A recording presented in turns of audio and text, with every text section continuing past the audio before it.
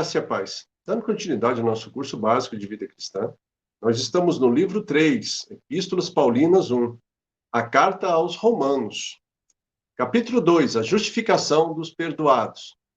No tópico 1, que foi a aula passada, nós vimos o que é a justificação. Iniciamos respondendo algumas perguntas, tais como: o que é a justificação? Né?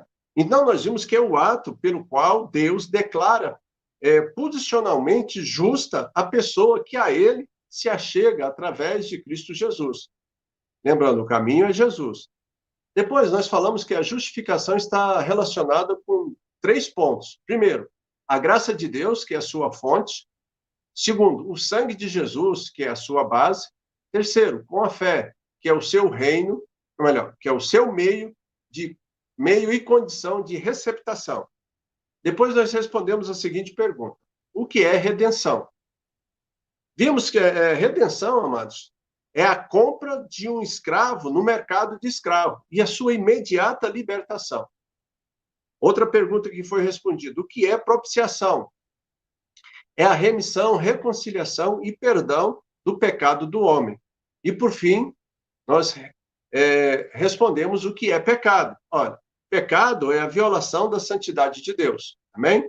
Hoje nós estamos iniciando o tópico 2, as bênçãos da justificação. E nós aconselhamos os irmãos que façam a leitura do capítulo 5 de Romanos, para que você tenha um maior entendimento. Você pode ler 2, 3 vezes esse capítulo para ficar mais fácil de você entender do que estamos tratando e falando nessa aula. Então, a justificação não é uma experiência, é uma declaração legal de justiça, só possível mediante um relacionamento perfeito com Cristo. Ponto central novamente, Cristo Jesus, amém? Então, dessa posição com e em Cristo, advém muitos outros benefícios, dentre os quais nós vamos começar a falar alguns deles. Primeiro, um novo relacionamento com a lei. Tá? Ou seja, a justificação concede ao crente uma nova posição em relação à lei de Deus, a qual exigia perfeita obediência através do qual o homem pudesse obter uma vida eterna. Se não fosse obedecer todos os mandamentos, estava enrolado aí, né? Não teria a vida eterna. Mateus, no capítulo 19, versículo 17, diz: respondeu-lhe Jesus: por que me perguntas acerca do que é bom? Bom só existe um. Se queres, porém, entrar na vida, guarda os mandamentos. Então, se você não guardasse os mandamentos, não tinha como você alcançar a plenitude ou a vida eterna, né? Então, evidentemente, ninguém podia cumprir perfeitamente essa exigência. Complicado. Então, para resolver esse impasse milenial,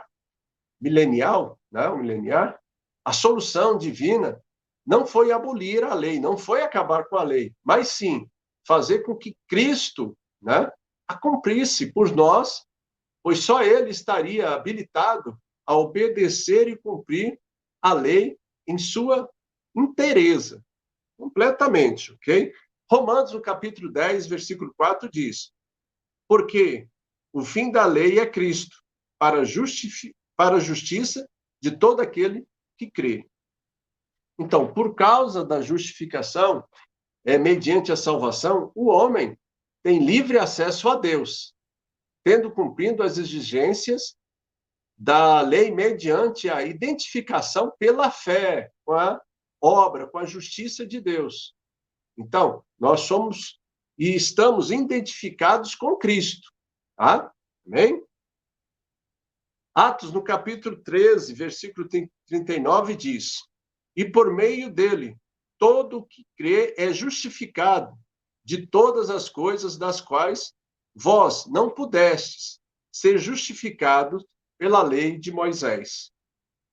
Outro benefício, um novo relacionamento com Deus. Né? Isaías ensinou que o O pecado é o único responsável pela separação entre o homem e Deus. Isaías 59, versículo 2. Mas as vossas iniquidades faz separação entre vós e o vosso Deus, e os vossos pecados encobre o seu rosto de vós, para que vos não ouça. Amém? Isaías 59, versículo 2. Então, além disso, amados, o pecado sempre vem acompanhado da exigência do castigo divino, ok?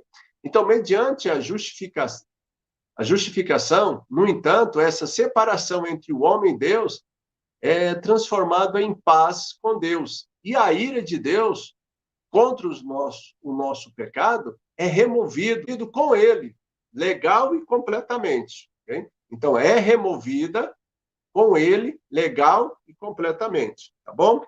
Aí nós começamos. Romanos, no capítulo 5, versículo 1 e versículo 9.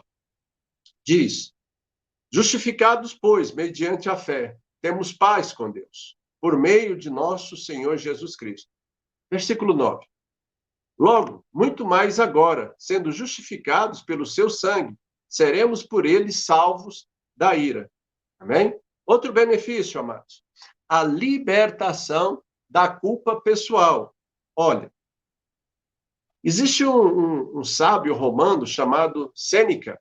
Ele declara que não se sentia perturbado quando um criminoso era solto pelo tribunal, sem ser condenado. Ele dizia o seguinte, abre aspas, todo homem culpado é o seu próprio carrasco, fecha aspas.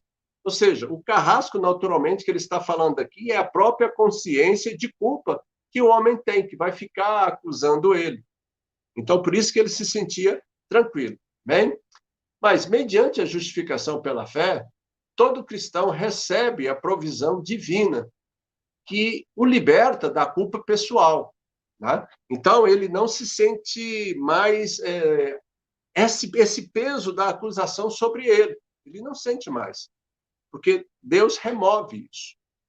Hebreus, no capítulo 9, verso 14, diz: muito mais o sangue de Cristo, que pelo Espírito Eterno a si mesmo se ofereceu sem mácula de Deus, purificará a nossa consciência de obras mortas, para servirmos ao Deus vivo.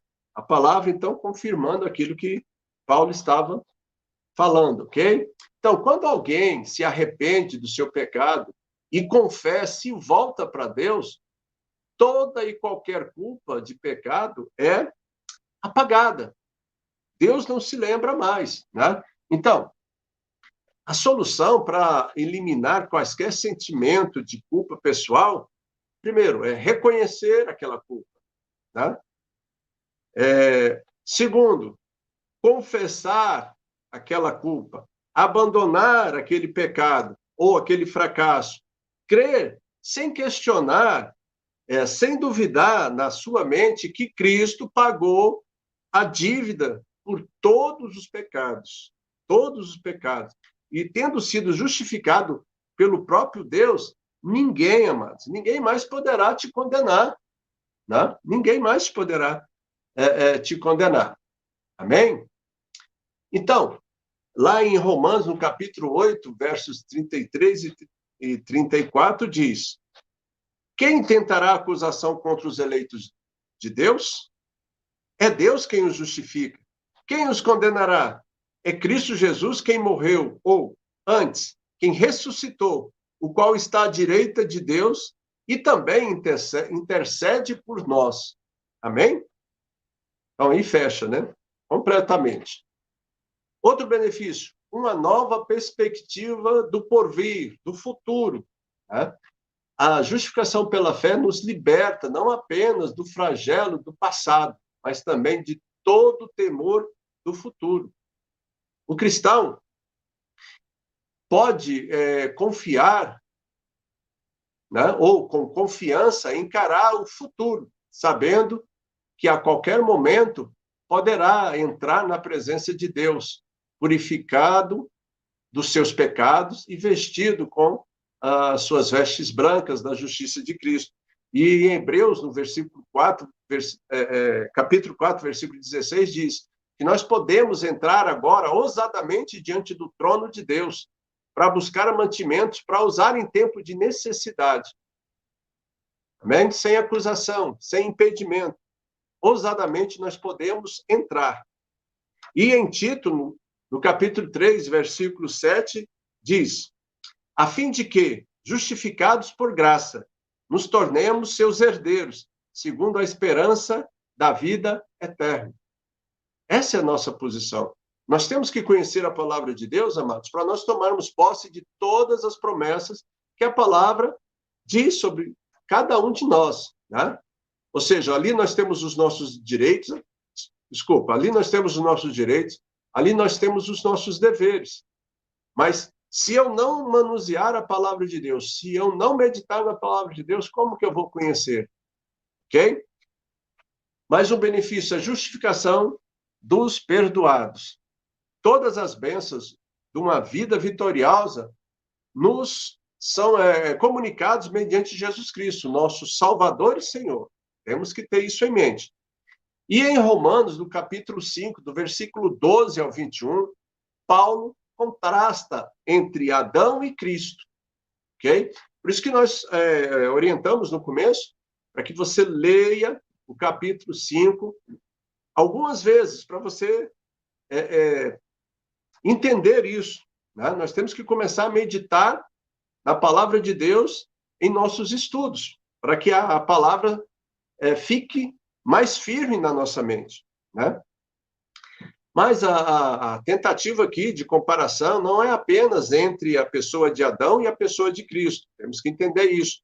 O que está em foco aqui é o nosso duplo relacionamento, né, de cristão, o que o cristão tem com Adão ou com Cristo, né? Amém? Assim, por causa do nosso relacionamento com Adão, a presença do pecado é uma realidade com a qual lidamos dia a dia. Ok? Mas, por outro lado, o nosso relacionamento com Cristo, devido à graça de Deus, nos faz constantemente vitoriosos sobre a natureza adâmica, da qual somos possuidores, né? Somos vencedores em Cristo Jesus. Amém? Então, vamos lá, continuando. Próximo slide. É o relacionamento, ainda falando sobre a justificação dos perdoados. É o relacionamento efetivo do crente com Cristo que lhe propicia os meios de vitória espiritual diária, né? Então, quanto mais intimidade com Jesus Cristo, mais nós somos vitoriosos, mais nós podemos todas as coisas naquele que nos fortalece. Então, aqui, amados, nós temos que entender. Então, nós podemos pegar a humanidade e dividi-la em duas partes. Uma parte da humanidade que não recebe a solução de Deus. Qual que é a solução de Deus? Jesus Cristo, a obra de Cristo Jesus na cruz do Calvário. Então, essa parte da humanidade, ela caracteriza-se pelo afastamento de Deus. E ela é descrita como fraca, ímpia, pecadora, inimiga de Deus. Nós vimos essas passagens na palavra de Deus, né? A outra parte da humanidade que recebe a Jesus Cristo como a solução de Deus, com a obra de Deus na cruz do Calvário, caracteriza-se por viver na esfera da graça, favor não merecido, e da fé genuína, seguindo os passos de Abraão, recebendo ali a declaração divina da nova posição em Cristo. E está sobre a justificação pela fé. Amém? Continuando. Diante disso, Paulo mostra que essas duas partes em que a humanidade é dividida podem caracterizar os dois grupos que têm as suas origens em Adão e em Cristo. Okay? Então, ao iniciar a exposição da relevante doutrina da união do cristão com Cristo, com o objetivo de clarear os argumentos de Paulo, contrasta o que o homem sobre a condenação e sobre a justificação, como nós já falamos disso. Então, diante do fato de todo ser humano estar diretamente ligado a Adão ou a Cristo, como representante da raça, cada homem tem a responsabilidade de definir a quem está ligado. Então, cabe ao homem escolher a quem ele vai servir, né? E, mais um benefício, o triunfo da graça sobre o pecado. A comparação entre Cristo e Adão mostra-nos o triunfo da graça sobre o pecado. Então, Paulo, ele diz, quanto maior for o pecado, maior é a manifestação da graça. Romanos, capítulo 5, versículo 20. Sobreveio a lei para avultar-se a ofensa, mas onde abundou o pecado, superabundou a graça. Então, amados, os maravilhosos benefícios do nosso relacionamento com Cristo são muito maiores do que os perniciosos efeitos do nosso relacionamento com Adão. Então, é ponto.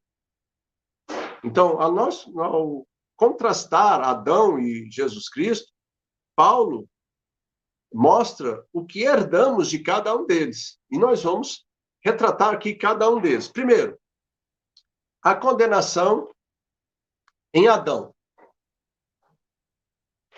A fonte, sua fonte.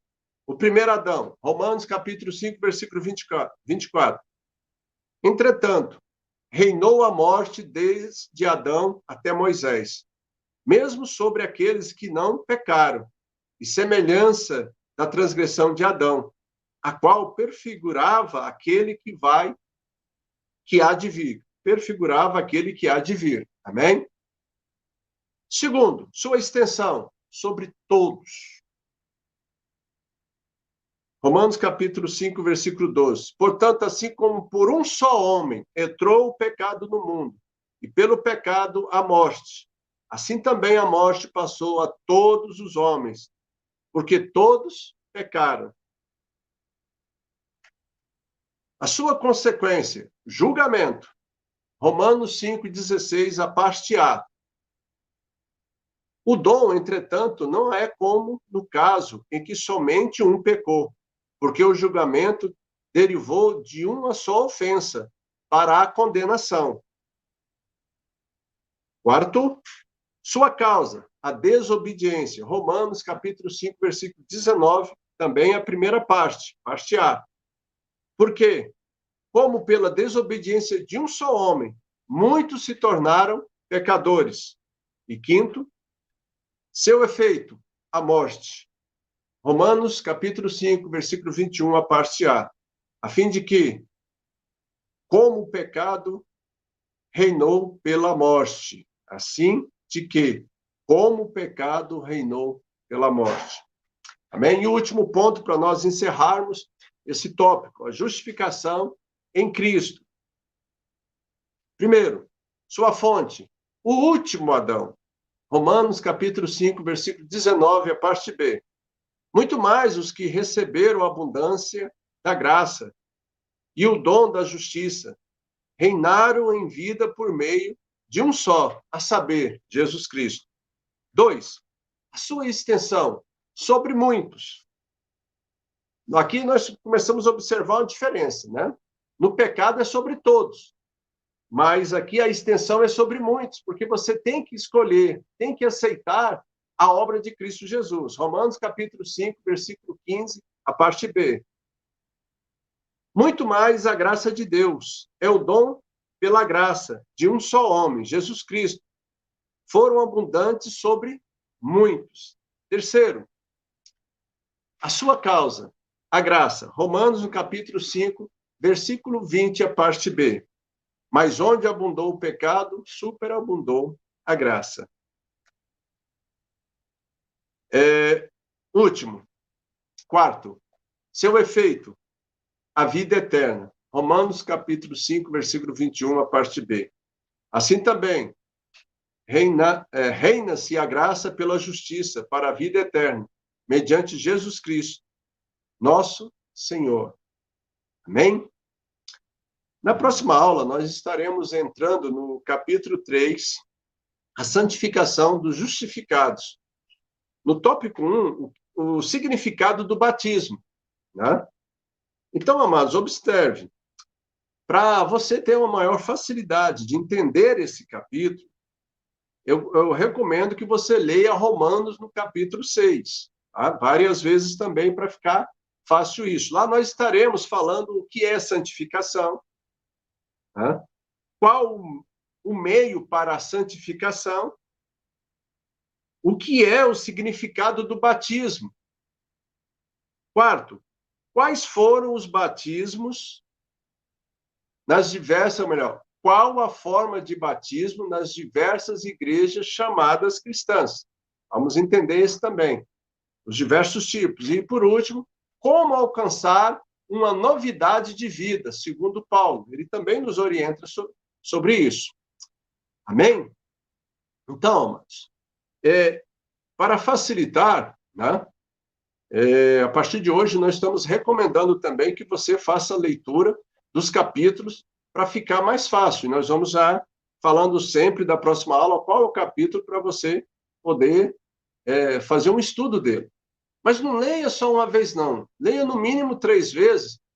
Né? Uma primeira exploratória, outra para você entender, e a terceira para você fazer algumas anotações e talvez verificar as suas dúvidas. Né? Porque o objetivo aqui é nós crescermos em conhecimento e graça. E quanto mais nós vamos nos aprofundando na palavra, mais isso fica fácil para nós. Amém?